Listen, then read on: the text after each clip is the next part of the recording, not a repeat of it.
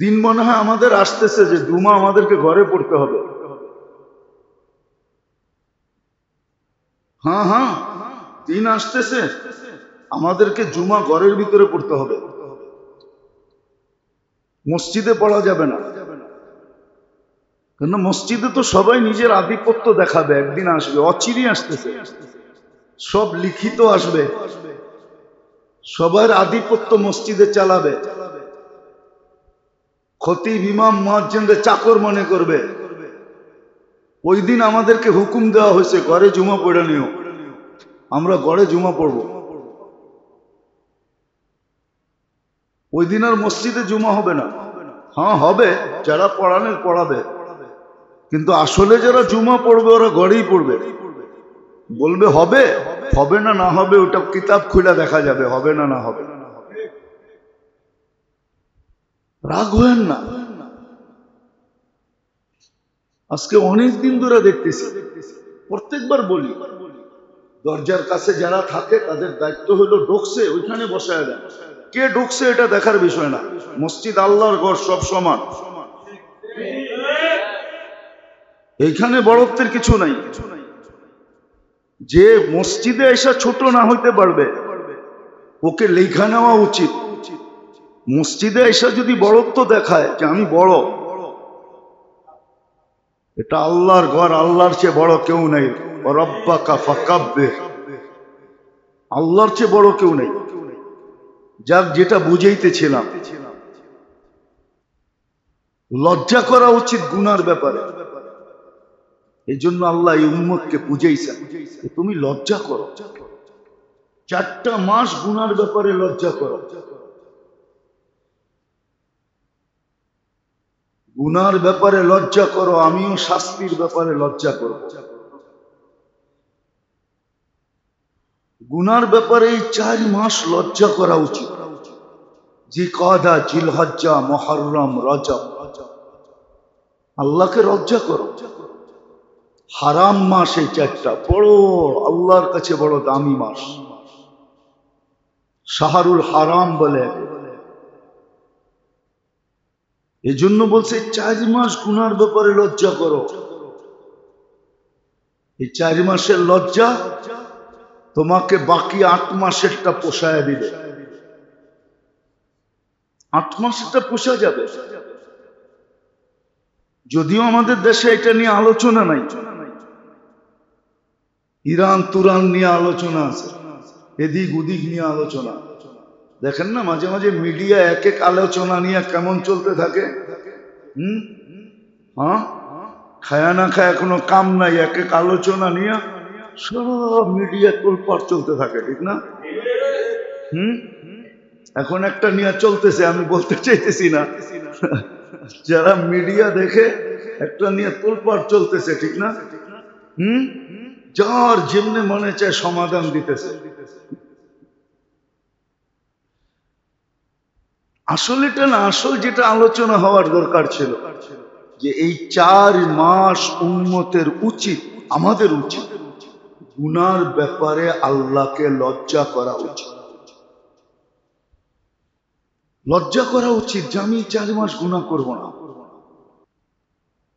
24 ঘন্টা আপনি কত নেয়ামত ভোগ করেন। শুধু শুধু তো কোরআন বলে নাই আম্মা বিনিআমাতি রাব্বিকা ফাহাদ্দিস ওয়া ফি আনফুসিকুম আফালা তুবসিরুন। কোরআন তো ইঙ্গিত দিছিল যে কত নেয়ামত আমার ডেলি তুমি ভোগ করো, একটু ভাবো। তার বিপরীতে শুকরিয়া কতটুকু আদায় করো। মানুষেরটা তো খুব করো, মানুষেরটা তো খুব করি না, করি না? কেউ এহসান করলে সারা জীবন পিছিয়ে পিছিয়ে ঘুরতে থাকি, ঠিক না? এহসান পাওয়ার জন্য সারা দিন পিছিয়ে পিছিয়ে ঘুরতে থাকে, পায় না, পাওয়ার আশায়। তো ডেলি কত নেয়ামত ভোগ করি, প্রত্যেকটা মুহূর্তই তো একটা নেয়ামত, প্রত্যেকটা মুহূর্তই তো একটা নেয়ামত। 24 ঘন্টা নেয়ামতের ভিতরে ডুবায় রাখছে। চোখে যদিও কিছু পড়ে না, হ্যাঁ, ভাবলে অবশ্যই পড়তো, ভাবলে অবশ্যই পড়তো, জন্যই হুকুম দিছিলেন আনিশ করলি। আল্লাহ হুকুম দিচ্ছেন আমার শুকরিয়া আদায় করো, লাইন শাকারতুম লাযীদান্নাকুম, শুকরিয়া আদায় করলে নেয়ামত বাড়ায় দিব। আহলু শুকরি আহলু সিয়াদাতি, আমার ভান্ডার ওদেরকেই দিই যারা শুকরিয়া আদায় করে। সারা দিনে তো শুকুর লিল্লাহ একবারও বলি না, শুকুর লিল্লাহ, আল্লাহুম্মা লাকা শুকরু ওয়া লাকাল হামদ, আল্লাহ আপনার জন্য শুকরিয়া, আপনার জন্য প্রশংসা, একবারও তো বলি না। তো যেটা বুঝাইতেছিলাম, যদিও বিবেক ধরবে না, 50,000 বছর কিন্তু প্রশ্ন উত্তর সম্মুখীন হইলে দাঁড় পাড়ায়, আর এইভাবেই নিবে, যেইভাবে আমি বললাম এইভাবেই নিবে, এক একটা নেয়ামতকে আলাদা করে করে নিবে। পানি ডেলি কয় লিটার খান, কয় লিটার পান করেন? যদিও বলে ডাক্তার 2 লিটার পান করেন, ডাক্তারের কথা মাইনা তো 2 লিটার ডেলি নেন, মাসে কয় লিটার হয় বলেন তো? দুনিয়াকে 1 ফোঁটা বানায় দিতে বলেন না দুনিয়াকে যে 1 ফোঁটা পানি বানায় দাও। হ্যাঁ, দুনিয়ার বিজ্ঞান বলবে অক্সিজেন আর হাইড্রোজেন মিলাইলে পানি হয়, কিন্তু পানি হবে, আমিও মানি, কিন্তু আল্লাহর পানি হবে না। আল্লাহর পানির ভিতরে জীবন দেওয়া আছে, জীবন, ওই কেমিক্যালটা মানুষের কাছে নাই। মানুষ হাইড্রোজেন অক্সিজেন মিলায় পানি বানায় দিবে, কিন্তু জীবন নামের যে একটা কেমিক্যাল আছে, ওটা শুধু আল্লাহর ভান্ডারে আছে, আল্লাহর কাছে আছে। ওটা কেমিক্যাল না, ওটা আল্লাহর একটা হুকুম, ওটা বানানো সম্ভব না, এটা বানানো সম্ভব না। আল্লাহ রসুল বলছে যে তোমরা যে ঠান্ডা পানি পান করো, এটার হিসাব পর্যন্ত আল্লাহ নিবে, যদি নিতে চায় তাহলে 50,000 বছর ঠিকই দাঁড় করায় দেবে।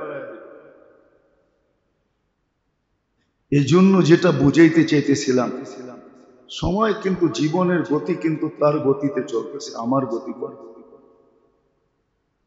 একদিন আমাকে সীমানায় পৌঁছায় দিবে, একদিন আমাকে সীমানায় পৌঁছায় দিবে। আর আল্লাহর কাছে যাওয়ার পরে হতে পারে যে হিসাব কিতাবের সম্মুখীন করা, কিন্তু বুদ্ধিমান ওই ব্যক্তি যে হিসাব কিতাবকে এড়ায়া চলতে চায়, হিসাব কিতাবের দুয়ারে যেতে চায় না, যে আমি হিসাব কিতাবের দুয়ারে যাব না, বলে ওই ব্যবস্থা কি আছে? অবশ্যই আছে। ওই ব্যবস্থা তো আল্লাহ দিছিলেন এই উম্মতকে, কোন উম্মতকে দিয়া থাকে না, না থাকে না, এটা আমার আলোচ্য বিষয় না, কিন্তু এই উম্মতকে দিছিলেন, উম্মতে মুহাম্মদী সাল্লাল্লাহু আলাইহি ওয়াসাল্লাম, রাসূল মুহাম্মদুর রাসূলুল্লাহ সাল্লাল্লাহু আলাইহি ওয়াসাল্লামের উম্মতকে দিছে, যে ইচ্ছা করলে সে বাঁচতে পারে। আপনি উদাহরণ দিয়ে দেখেন, রমজানের রোজা রাখলো আর 6 রোজা যে রাখলো, সে এটা তো ধারণা করতে পারে হাদিসের আলোকে যে আমি সারা বছর রোজা কমপ্লিট। তাহলে সারা বছর যদি রোজা হয়, তাহলে রোজদারের তো হিসাব কিতাব খাওয়া পানাহারের নাই, ঠিক না? না আছে? বাঁচলো কি বাঁচলো না? কিন্তু পদ্ধতি ব্যবহার করছে কয়দিন? 30 দিন আর 6 দিন, 36 দিন।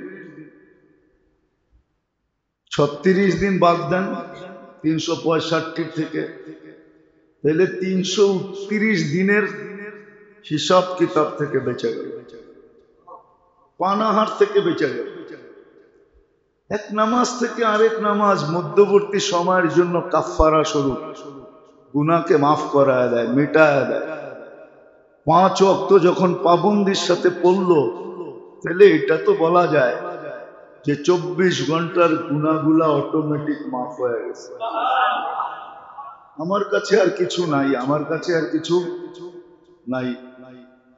এতটুকুর পরে এতটুকু বলতে পারে, আমি যে সারা রাত্র ঘুমাইলাম এটা সওয়াবও লেখা হলো। সারা রাত্রের ঘুমের জায়গায় কি লেখা হইলো? সওয়াবও লেখা হইলো।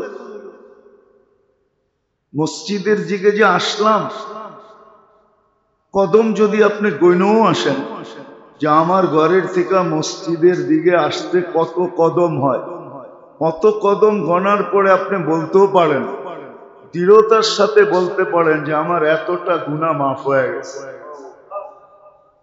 যদি 100 কদম দিয়ে আসতে হয় তো 100 গুনাহ মাফ, 1000 কদম দিয়ে আসলে 1000 গুনাহ মাফ। ডেলি তো 1000 গুনাহ হয়ও না মনে হয়, গুনাহ তো একটার বদলা একটাই লেখা হয়, ঠিক না? উজু যখন করতেছিল, যদি সঠিকভাবে উজু করে থাকে সুন্নত অনুযায়ী, তাহলে উজু শেষ, শরীরের গুনাহ সব ছড়া গেছে। তাহলে গুনাহ রইল তো রইল কোন জায়গায়? এত গুনাহ তো সারাদিন হয়ও না। তারপরও আল্লাহ রসুল পদ্ধতি শিখাইছেন যে প্রত্যেক নামাজের পরে সুবহানাল্লাহ, সুবহানাল্লাহ 10 বার, আলহামদুলিল্লাহ 10 বার, আল্লাহু আকবার 10 বার পড়ো। 30 বার হবে, 5 ওয়াক্তে 150 বার। তুমি 150 পড়বা, 150 সওয়াব লেখা হবে।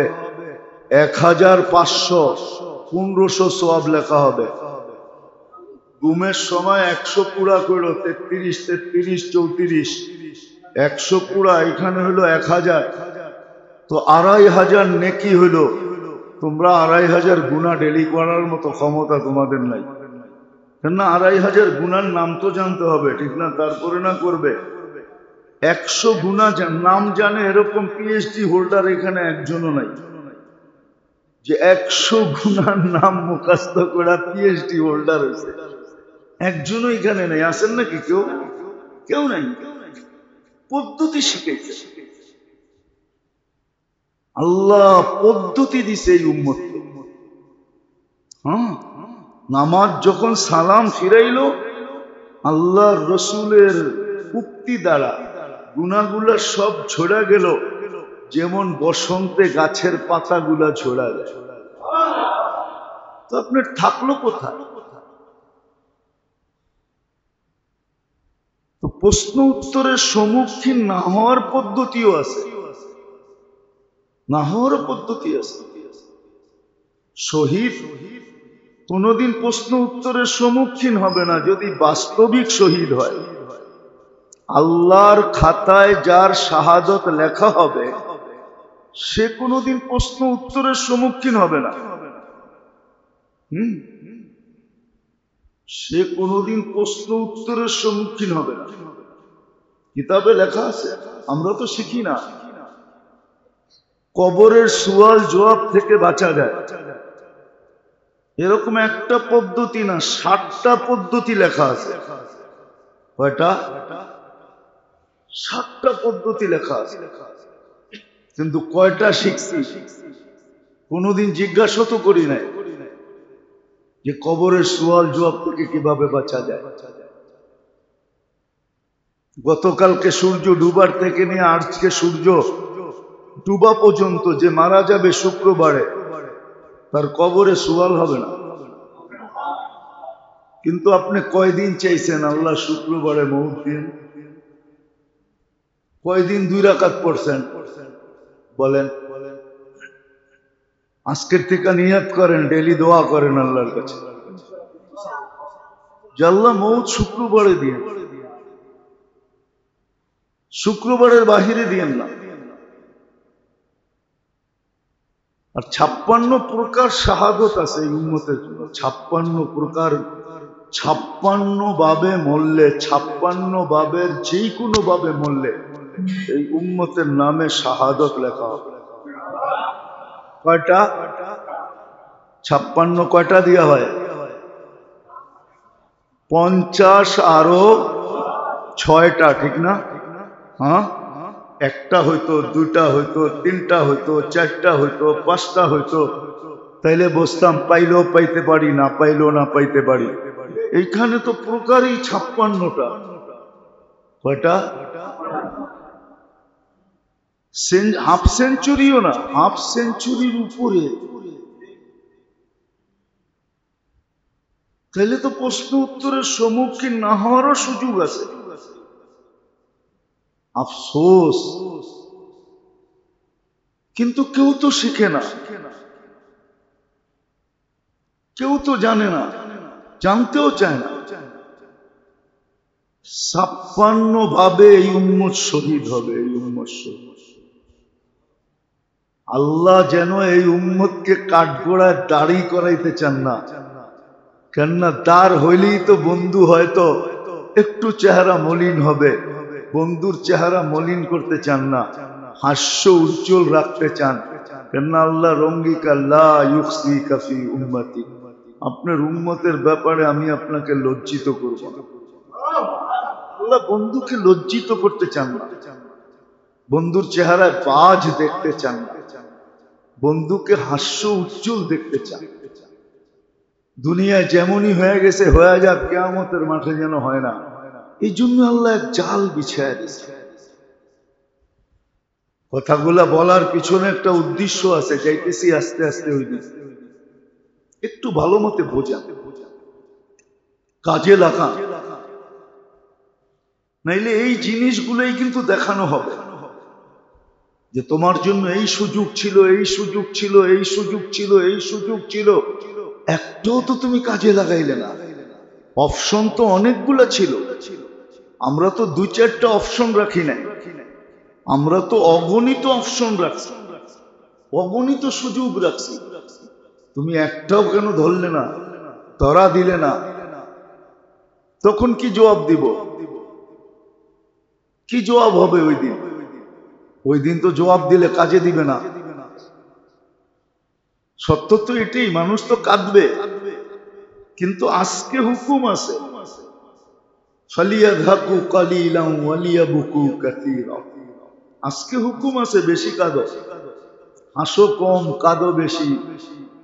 কিন্তু একদিন তো মানুষ কাঁদবে, কান্না কোনো কামে দিবে না, কিন্তু আজকের কান্না কাজে দিবে। কান্না যদি নাও আসে, হ্যাঁ, কত মানুষই তো দেখি দুনিয়ার জন্য কান্নার ড্রামা করে, ঠিক না? ড্রামা বোঝেন? অভিনয় করে, কান্নার অভিনয় করে, ঠিক না? দুনিয়ার জন্য আল্লাহ তো কয় দুনিয়ালাদের দিল গলুক আর না গলুক, তুই কান্নার অভিনয় কর, আমাদের কুদরতি দিল গইলা যাবে, আমরা মেহেরবান হয়ে যাব। আবু বকর সিদ্দিক রাদিয়াল্লাহু তাআলা তো জিজ্ঞাসা করছে, জি ইয়া রাসূলুল্লাহ, কান্না যদি না আসে? আল্লাহ রাসূল বসে অভিনয় করলেও চলবে। অথচ আবু বকর সিদ্দিকের কান্না আসে না, এটা আবার প্রশ্নের কোনো বিষয় হয় নাকি? উনি তো সারাদিনই কাঁদতেন, ঠিক না? কিতাবে আছে। মক্কালার আয়েশা বলছে, আবু বকর কোরআন পড়ো তো পড়ো, ঠিক আছে, কিন্তু সাথে সাথে যে কাঁদতে থাকো, তোমার কোরআন পড়া একদিক দিয়ে আমাদের ঘরকে আউলায়া দেয়, তোমার কান্না আরেক দিক দিয়ে আউলায়া দেয়। দুই বাতাসে আমাদের ঘর সব উল্টায় যেতেছে, মহিলারা মন গলা যেতেছে, বাচ্চারা পর্যন্ত মুসলমান হওয়া শুরু হয়ে গেছে। কোরআন পড়ো পড়ো, সাথে কাঁদো কেন? উনি জিজ্ঞাসা করতেছে, কান্না যদি না আসে কি করব? আল্লাহর কাছে তো অভিনয় গ্রহণযোগ্য। আজকে তো অভিনয় করতে পারে, অভিনয় তো করি না, কাঁদবো তো দূরের কথা, কিন্তু একদিন তো কাঁদবে। ওই দিন কান্না তো কোনো কাজে দিবে না, শুধু কানবে, পানিও গড়াবে। কতটুক পানি জমবে এটাও কোরআনে হাদিসে লেখা আছে, কতটুক পানি জমবে, পানির মাত্রা কতটুকু হবে। তো যেটা বুঝাইতেছিলাম মেরে দোস্ত, সত্য এটাই, সত্য এটাই। আজকে সুযোগ আছে, আজকে জীবনের মূল্যায়ন করা যায়, কেননা জীবনের গতি আমাদের কাছে না, জীবন যিনি দিছেন ওনার কাছে। এই জন্য জীবন অবিরাম যাত্রী, কোথাও বিরামহীন যাত্রী, কোথাও দাঁড়ায় না, চলতে থাকে। চলতেছে, কিন্তু হ্যাঁ, এটাকে কাজে লাগানো, এটা হলো বুদ্ধিমানের কাজ। আছে কিছু বুদ্ধিমান দুনিয়াতে এখনো আছে, যারা এখনই প্রস্তুতি নিতেছে। ওমর রাদিয়াল্লাহু তাআলা আনহুর কথা মতো, হাসিবু ক্বাবলা আন তুহাসাবু, তোমার হিসাব তুমি ডেলি কষো। জন্য আল্লাহওয়ালারা বলে, আল্লাহওয়ালাদের বলা ছিল, এখনো বলেন, নিয়মও ছিল, ঘুমানোর আগে যোগ বিয়োগ করে ঘুমানো, যে আজকে গুনাহ কয়টা করলাম, নেক কয়টা করলাম। যদি দেখা যায় নেক কম হয়ে গেছে, গুনাহ বেশি হয়ে গেছে, তাইলে গুনাহ নেক বাড়ানোর কোনো অসুবিধা নেই। আমি ছোট একটা দেখাইতেছি, সুবহানাল্লাহি ওয়া বিহামদিহি, যে 100 বার পড়লো সুবহানাল্লাহি ওয়া বিহামদিহি, যে 100 বার পড়লো 1,25,000 নেকি পাবে। পড়তে 3 মিনিট লাগে, উঠতে 4 মিনিট। সুবহানাল্লাহি ওয়া বিহামদিহি, সুবহানাল্লাহি ওয়া বিহামদিহি, উঠতে 5 মিনিট লাগে। গুনাহ কতটুকু মাফ হবে এটা বাদই দিলাম, সমুদ্রের ফেনা পরিমাণ, গাছের পাতা পরিমাণ, বালুর কণা পরিমাণ গুনাহ মাফ হবে। যদি ঘুমানোর আগে 100 বার পড়া ঘুমায় গেল, 1,25,000 গুনাহ হওয়া তো কোনো কথা না। এরকম আরো অনেক আছে।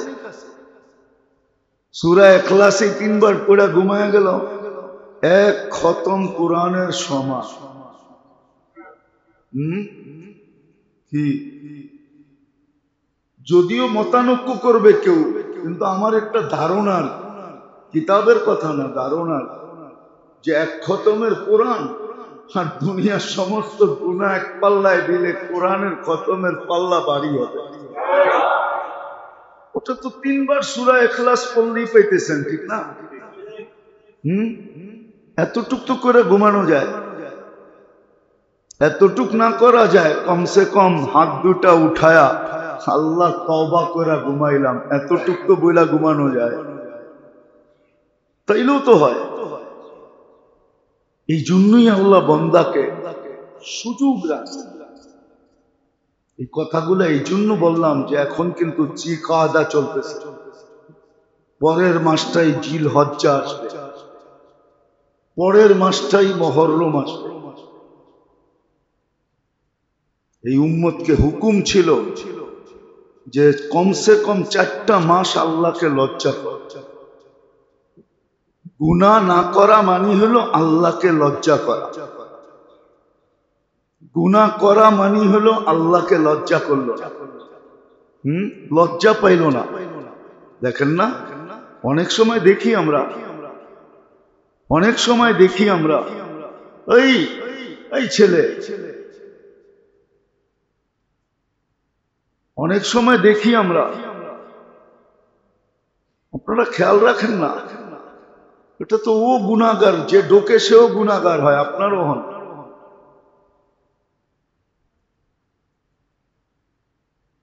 কথা কিন্তু আমরা মনের থেকে বলি না, উপর থেকে আসলে বলি, নাইলে বলি না। আমরা কিছু শিখা আসি না। বারবার বলা হইতেছে যে গায়ের উপর দিয়া ডেঙ্গায় জুমার দিন না আসা, হাদিসে সাফ নিষেধ আছে, বুখারীতে কোন এরকম হাদিসের কিতাব নাই যেটার ভিতরে নিষেধ না আছে।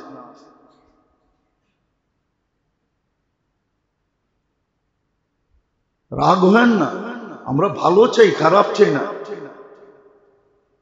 যারা দরজার কাছে থাকে তাদের এটা ডোকসে ওইখানেই বসায় দেয়, আরেকজনের কান্দের উপর দিয়া ঠেলতে ঠেলতে ঠেলতে ঠেলতে ভিতরে ঢুকবে।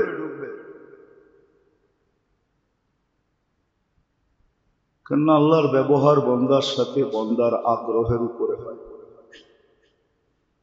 এই জন্য হাদিসটা যদিও ছোট, আনা ইন্দা গণ্যে আব্দি বিহি,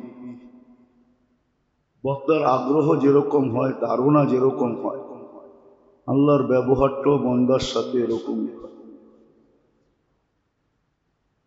এই জন্য আগ্রহ থাকা চাই, আবার আল্লাহর সাথে ভালো ধারণাও রাখা চাই। তাইলেই কিন্তু কথাগুলা দ্বারা উপকৃত হবে। নাইলে জীবন তো তার গতিতে চলতেছে, আমাদের এখানে করণীয় কিচ্ছু নাই। জীবনের গতির উপরে মানুষের কোনো কন্ট্রোল নাই। কোনো পাওয়ার ব্যাংক আসে না, আর কোনো পাওয়ার ব্যাংক আসবেও না। কোনো মেশিন তৈরি হয় নাই, আর কোনোদিন হবেও না। জীবন তার গতিতে চলবে, একদিন আপনাকে আমাকে গন্তব্যে পৌঁছায় দিবে। আমরা থামলেও জীবনের যাত্রা কোনোদিন থামবে। এই যাত্রা অবিরাম চলতে থাকে, চলতেছে, চলতে থাকবে, আর একদিন গন্তব্যে পৌঁছায় দিবে। আর মৌতের কুল যেটা বলে, মৌতের কুলে ঠোলা পড়বে, আর যার কাছ থেকে আসছে তার কাছে পৌঁছে যাবে। কিন্তু আল্লাহ না করুক, আল্লাহ না করুক, যদি প্রশ্ন উত্তরের সম্মুখীন করে দেন, যদি আল্লাহ প্রশ্ন উত্তরের সম্মুখীন করে দেন, প্রশ্ন উত্তরের জন্য যদি দাঁড় করায় দেন, তাহলে সত্য এটাই, 50,000 বছরও লাগতে পারে এই 60-70 বছরের হিসাব। যদিও বলবেন 60-70 বছরের হিসাব দিতে 50,000 বছর কেন লাগবে, যুক্তিতে যদি এটা নাও আসে, কিন্তু দেখাইলে কিন্তু যুক্তিতে আসবে। প্রতিদিন 1,60,000 বার শ্বাস প্রশ্বাস নিয়ে মাসে কতগুলা, 60 বছরে কতগুলা, হিসাব করে। প্রত্যেক শ্বাসের বিপরীতে শুকরিয়া কতটুকু আদায় করে, স্বাভাবিকভাবে যে শ্বাসটা নিতে পারলাম, ছাড়তে পারলাম, কোথাও কোনো বাধা সৃষ্টি হইল না। একটু বাধা দিয়া দিলেই তো কাইপা উঠবে। শ্বাস প্রশ্বাসের অক্সিজেন লেভেল যদি একটু কমায় দেয়, তাইলেই তো শ্বাস প্রশ্বাসে ব্যাঘাত ঘটবে। যারা ভেন্টিলেটারে আছে ওদেরকে জিজ্ঞাসা করে যে তোমাকে ভেন্টিলেটারে কেন দিল, শ্বাস প্রশ্বাস নিতে কেমন লাগে। ব্যক্ত করা যাবে না, দেখানো যাবে না, কিন্তু চোখের পানি ছেড়া দিয়া বলবে কি যাতনা বিষে, বুঝিবে সে কিসে, কবু আসি বিষে ধ্বংসিনী যায়। তোমার হয় নাই, তুমি বুঝবে না, আমার হয়েছে, আমি বুঝি কষ্ট কাকে বল। ঠিক না? তাহলে ডেলি 1,60,000 বার, মাসে কত, বৎসরে কত, 60 বৎসরে কত, এটা তো শ্বাস গেল। ডেলি অক্সিজেন নেন 550 লিটার, বৎসরে নেন 2,750,000 লিটার, 60 বৎসরে কতগুলা নিছেন। ডেলি কিডনি ডায়ালিসিস করে 36 বার কুদরত দিয়া, মাসে কতবার, বৎসরে কতবার, 60 বৎসরে কতবার। ডেইলি অগণিত নেয়ামত কতটুকু বুক করি বলেন। রাগ হয়ে তো যাবে সমাজ, চলে তো জানোয়ারের মতো। জানোয়ারের যেরকম উত্তরও নাই দক্ষিণও নাই, ও কিচ্ছু বোঝে না, ওর ডঙ্গে চলতেছে। কোরআনের শব্দই আছে উলাইকা কাল আনাম, তোমরা তো জানোয়ারের মতো চলো। জানোয়ারের যেরকম কোনো ফরজ নাই, ওয়াজিব নাই, সুন্নত নাই, রোজা নাই, নামাজ নাই, হজ নাই, জাকাত নাই, আমরাও তো ওরকমই চলি। বলেন, রাগ হয়ে গেলেন? এই জন্যই 50,000 বছর দাঁড় করায় দিত। 24 ঘন্টা কত নেয়ামত বুক করি, চোখে তো দেখি না। মাইক্রোস্কোপ লাগায় চললে চোখে দেখলাম। সবাই তো কিনে নেও না, চোখে লাগানো না। একটা কিনেন, একদিন চোখে লাগায় বাজারে ঘুরেন, তাইলে দেখবেন যে কত জীবাণু আপনার দিকে ধায়া আসতেছে আর কত ব্যাকটেরিয়ার ভিতরে আপনি বসবাস করতেছেন।